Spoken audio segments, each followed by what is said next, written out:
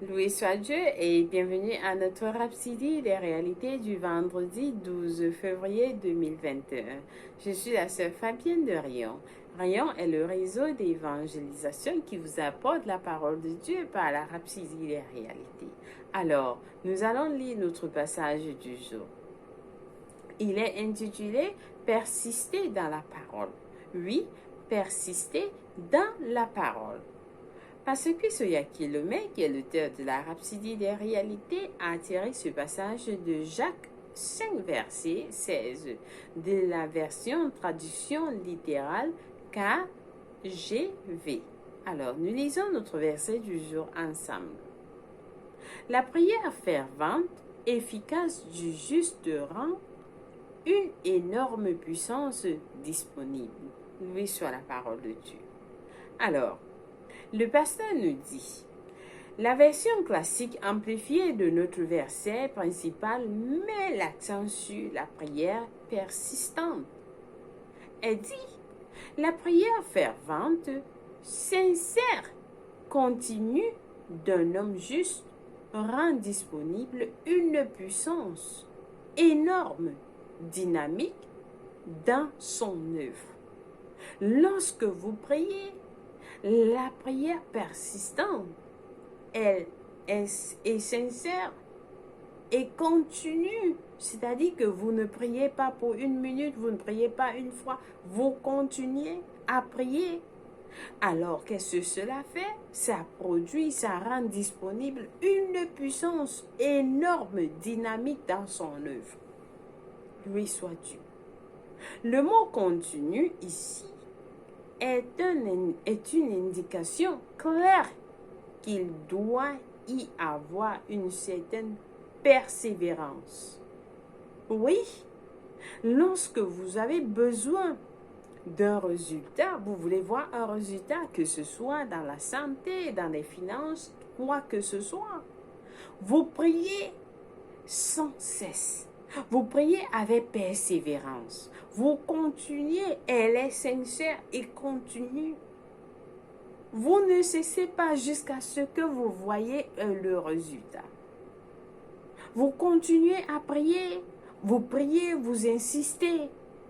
Vous ne vous contentez pas de marmonner quelques mots et de dire que le problème est réglé. Pas du tout. Vous ne devez pas prier 1 minute, 2 minutes, après vous dites le problème est résolu. Non, non.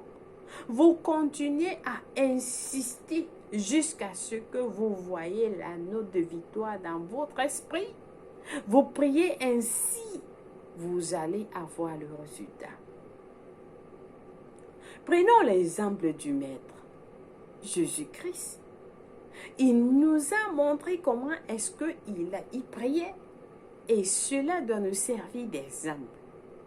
Une fois, il a pris 3 de ses disciples les plus proches avec lui. Pierre, Jacques et Jean avec lui.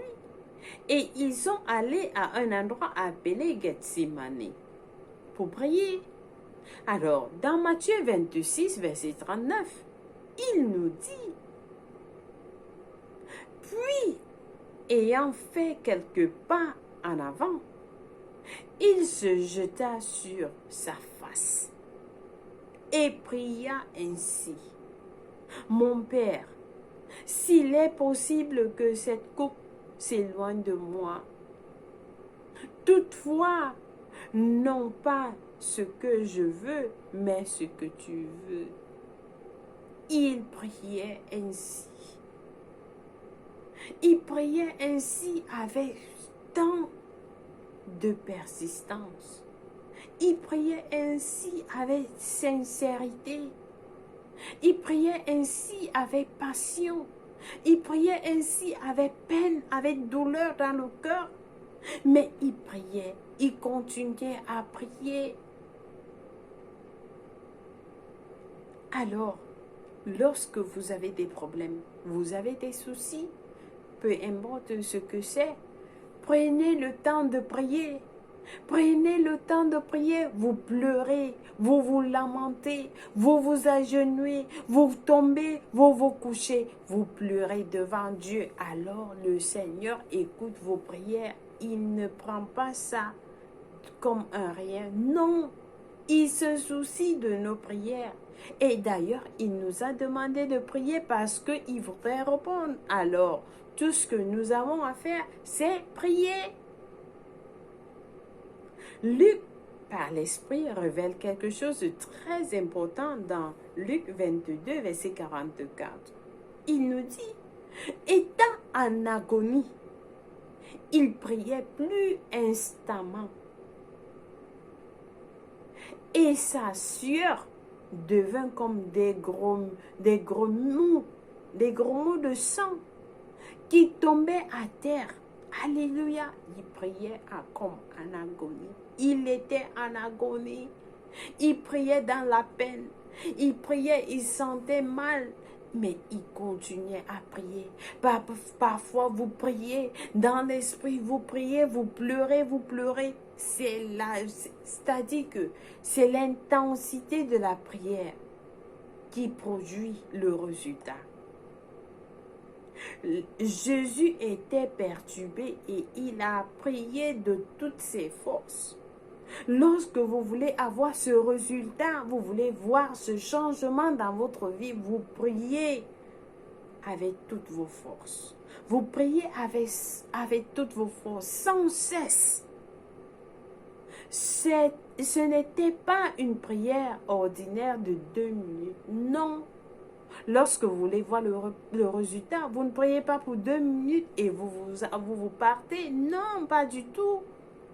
Vous prenez du temps. Rappelez-vous qu'il a reprimandé les disciples pour leur faiblesse et leur incapacité à veiller prier avec lui pendant 1 heure, selon Matthieu 26, verset 40. Les disciples ne pouvaient pas prier pour 1 heure. Ils n'ont pas pu supporter pendant 1 heure alors que Jésus avait besoin d'eux pour le soutenir dans sa prière. Il avait besoin de leur prière. Alors, le Seigneur a persisté parce qu'il avait compris l'enjeu. Il avait compris l'enjeu. C'est pourquoi il a prié. Il a prié. C'est pourquoi il priait au-delà. C'est pourquoi sa prière était au-delà de lui-même. La prière qu'il priait, ses prières étaient au-delà de lui-même. Cela concernait l'avenir des générations. Cela concernait l'avenir des générations passées, présentes et futures. Il priait instantanément en agonie parce qu'il ne regardait pas. Il regardait ce qui s'est passé avant, ce qui se passait actuellement pendant qu'il priait et ce qui devait se passer dans l'avenir. Il regardait à l'éternité concernant tout ce qui s'était déjà allé. Tout ce qui s'en était déjà allé, ceux qui vivaient à l'époque et ceux qui viendraient après. Ainsi, il a prié et persisté dans la prière pour toutes ces générations passées, présentes et futures. C'est ce qu'on attend de nous. C'est ce qu'on attend de nous aujourd'hui, chers frères et sœurs. C'est ce qu'on attend de nous aujourd'hui. Les enjeux sont bien plus importants que jamais. Les enjeux sont plus importants que jamais. Il y a un combat pour les âmes des hommes. Il y a un combat des âmes des hommes pour les âmes des hommes, chers frères et sœurs. Et nous devons lutter dans la prière. Nous devons lutter dans la prière pour le salut. Je ne sais pas ce que vous pensez, mais la volonté de Dieu est que toutes les âmes soient sauvées. Que tous les êtres humains soient sauvés, qu'aucun d'eux ne périsse. Ce n'est pas la volonté de Dieu pour que votre frère, votre cousin, votre oncle, votre tante périssent. Non, ce n'est pas la volonté de Dieu. Dieu voudrait que toutes les âmes soient sauvées. Et il compte sur nous. Il compte sur nous pour que ces âmes soient sauvées. Si jamais vous avez un frère, un ami, un collègue, même si vous ne l'aimez pas, même si vous avez eu des discussions auparavant, priez pour cette personne. Que son âme soit sauvée. Priez pour cette personne, priez pour vos familles, priez pour vos frères et sœurs, priez pour vos voisins, priez même pour ceux dont vous ne connaissez pas. Priez, Seigneur, nous sommes dans le temps du salut. Nous sommes dans le temps de la grâce. Alors, Seigneur, nous prions pour les âmes perdues. Nous prions pour les âmes perdues, Seigneur, aie pitié. Aie pitié que le salut les arrive. Qu'ils reçoivent le salut où qu'ils sont. Alors nous brisons le pouvoir de Satan dans leur mémoire. Nous brisons le pouvoir de Satan dans leurs pensées. Nous brisons le pouvoir de Satan dans leur esprit. Et nous déclarons que tous ces hommes vont sortir. Ils vont sortir, ils vont tourner du pouvoir de Satan vers Dieu. Ils vont sortir des ténèbres dans la lumière, au nom de Jésus-Christ. Et vous priez en langue. Vous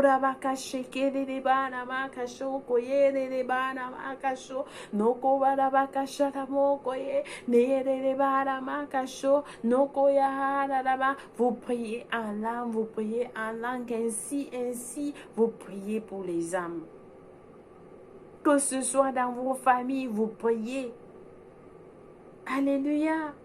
Nous devons continuer à prier et à intercéder jusqu'à ce que la dernière âme qui doit être gagnée soit atteinte et amenée dans le royaume avant l'enlèvement de l'Église. Chers frères et sœurs, nous avons à prier jusqu'au dernier jour, jusqu'à la dernière âme pour entrer dans le royaume.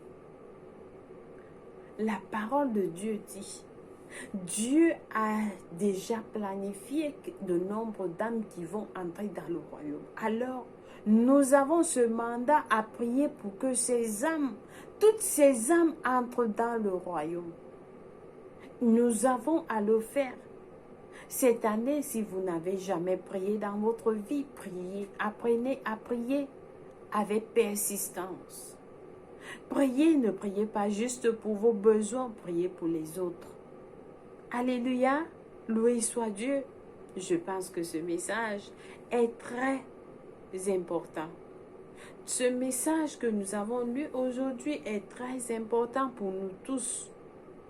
Pour nous tous, nous devons apprendre à prier pour les autres et avec persistance. Cela doit être fait chaque jour. Alléluia, loué soit Dieu. Alors, nous passons à notre prière. Nous prions en disant, cher Père, merci de m'aider à bâtir une vie de prière forte et qui prévaut par le Saint-Esprit. À l'instant même, je prie pour un grand et puissant flot d'âmes dans le royaume. Ta gloire couvre la terre aujourd'hui. Et les âmes des non-convertis sont touchés par la lumière de ton évangile, les faisant passer des ténèbres à la lumière et à la liberté glorieuse des fils de Dieu. Au nom de Jésus-Christ, Amen. Loué soit Dieu. Nous avons des études approfondies dans 1 Timothée 2, verset 8, Luc 18, verset 1 à 5.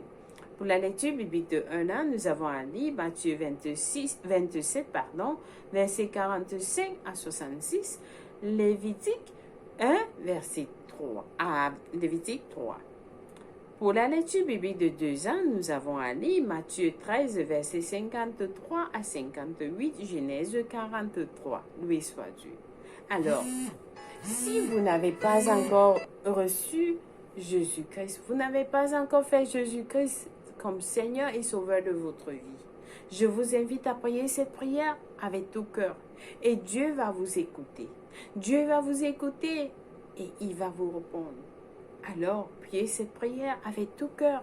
Nous prions en disant, ô Seigneur Dieu, je crois en Jésus-Christ, le Fils du Dieu vivant. Je crois qu'il est mort pour moi et Dieu l'a ressuscité des morts.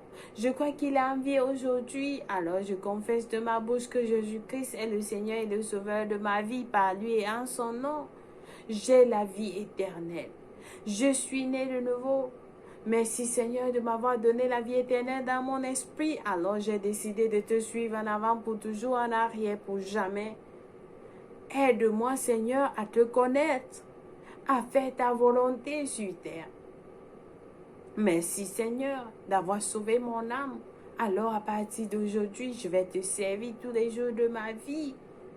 Au nom de Jésus-Christ. Amen. Je suis désormais un enfant de Dieu. Alléluia. Loué soit Dieu. Si vous avez prié cette prière, je vous rassure, Dieu vous a écouté et il vous a répondu. Alors les anges célèbrent votre arrivée dans le royaume. Nous vous accueillons dans la famille de Dieu. Vous êtes la bienvenue. Au nom de Jésus-Christ. Amen. Loué soit Dieu. Alors Seigneur, je prie pour tes enfants qui viennent de recevoir le salut. Père éternel, je bénis tes enfants qui viennent recevoir le salut avec le nom de Jésus-Christ, avec ta parole, avec ton amour, avec ta grâce, avec toutes les bénédictions dans les lieux célestes en Christ. Et je déclare, Satan n'a plus de pouvoir en eux. Ils sont sortis du noir, ils sont sortis du pouvoir de Satan vers la lumière de Dieu. Ils sont dans la lumière. Ils sont sortis des ténèbres dans la lumière, dans la lumière. Alors, ils sont protégés en Christ, en Dieu, au nom de Jésus-Christ. Amen, loué soit Dieu. Alors, chers frères et sœurs, une fois de plus, merci d'avoir suivi notre rhapsodie des réalités aujourd'hui. Que la main de Dieu vous protège et vous couvre. Au nom de Jésus-Christ. Amen, loué soit Dieu. Au revoir. Bonne journée à vous.